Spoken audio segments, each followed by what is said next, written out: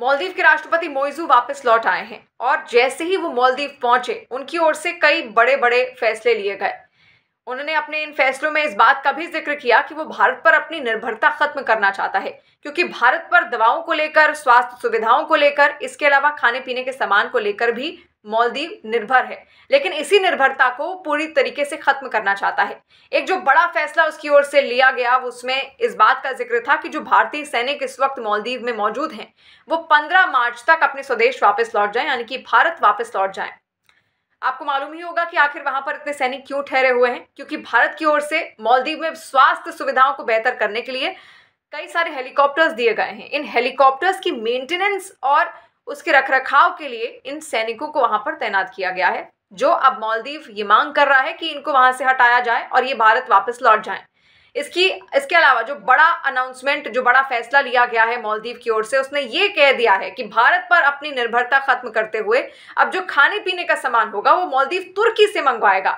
तुर्की के अलावा यूरोप से दवाएं मंगाएगा ताकि भारत का एक विकल्प उसके सामने हो। लेकिन क्या ये संभव है? बड़ा सवाल यही है कि क्या ये संभव है, क्या वाकई ऐसा हो सकता है? जो निर्भरता मालदीव की भारत पर है वो कितनी ज्यादा है, क्योंकि बहुत मुश्किल मालदीव के लिए होगा अपनी पूरी तरीके से इस तरीके से निर्भरता भारत से खत्म करना। अब आप ये समझिए कि आखिर भारत पर किस तरीके से निर्भर है मालदीव। मालदीव में अगर स्वास्थ्य सुविधाओं की बात करें तो वहां पर 198 आइलैंड्स हैं, यानी कि 198 आइलैंड्स। अगर हम 10 आइलैंडों को एक साथ जोड़ते हैं तो एक अटोल बनता है। 10 आइलैंडों के झुंड को बोलते हैं वन अटोल बोलते हैं। और ऐसे 21 अटोल है मालदीव में और हर अटोल पर एक हॉस्पिटल है। लेकिन वहां पर जो भी स्टाफ है, जो स्वास्थ्य संबंधी स्टाफ है, उसमें सबसे ज्यादा संख्या भारतीयों की ही है। लेकिन अगर किसी को भी बहुत ज्यादा एडवांस ट्रीटमेंट चाहिए होता है तो उनको मालदीव की राजधानी माले जाना होता है।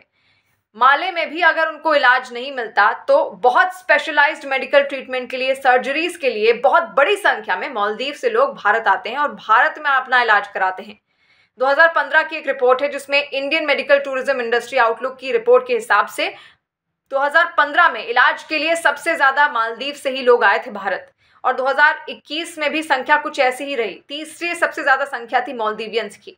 तो ये निर्भरता आप समझिए कितनी ज्यादा है। इसके अलावा मालदीव की ओर से कई बार इस बातों का जिक्र किया गया है कि भारत ट्रेंड डॉक्टर्स भेजे, एक्सपर्ट डॉक्टर्स भेजे, ताकि मालदीव में भी डॉक्टरों को ट्रेन किया जाए। वहां पर जो स्टाफ है, नर्सिंग स्टाफ, उसको बेहतर ट्रेनिंग दी जाए और बेहतर मेडिकल ट्रीटमेंट मालदीव में हो। ऐसे में डॉक्टर्स की डिमांड बहुत बार मालदीव की ओर से की जा चुकी है और बहुत बड़ी संख्या में मालदीव से लोग भारत भी आते हैं।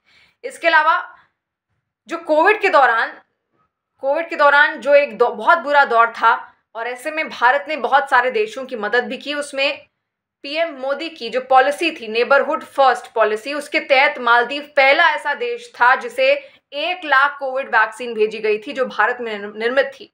सोचिए, पहला ऐसा देश था मालदीव।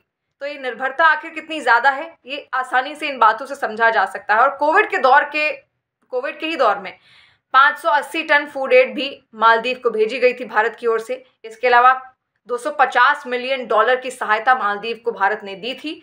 और इसके अलावा वहां के जो विदेश मंत्री थे मालदीव के उस वक्त, अब्दुल्ला शाहिद, उन्होंने यूएन जनरल असेंबली में इस बात का जिक्र भी किया था जब 75वां सेशन हुआ था यूएन जनरल असेंबली का, कि भारत की ओर से उनको $250 मिलियन की सहायता भी दी गई है। और वही वक्त था जब भारत की ओर से बहुत सारे फिजिशियंस, लैब टेक्नीशियंस और पल्मोनोलॉजिस्ट मालदीव भेजे गए थे और एक बार में 5.5 टन की दवा मालदीव भेजी गई और दूसरी बार में 6.2 टन की दवा इंडियन एयरफोर्स के जरिए मालदीव तक पहुंचाई गई थी। ये कोविड का दौर था जब इतनी सारी सहायता राशि, बहुत सारे मेडिकल इक्विपमेंट्स, इसके अलावा डॉक्टर्स भेजे गए थे मालदीव। तो तमाम सहायता किस तरीके से आखिर भारत लगातार करता आया है मालदीव की, आप समझ सकते हैं। और ये निर्भरता खत्म करना चाहता है अब मालदीव भारत से, और इसके लिए वो विकल्प के तौर पर देख रहा है यूरोप को और तुर्की को। लेकिन ये मालदीव के लिए आखिर कितना आसान होगा, और अगर वो अपनी निर्भरता पूरी तरीके से खत्म करता है भारत से तो उसको आखिर कितना नुकसान झेलना पड़ेगा। आपको क्या लगता है? आपका जो एनालिसिस है वो क्या कहता है? क्या मालदीव अकेले टिक सकता है? भारत के बिना क्या वो टिक सकता है? आप क्या कहते हैं? कमेंट सेक्शन के जरिए जरूर बताइए।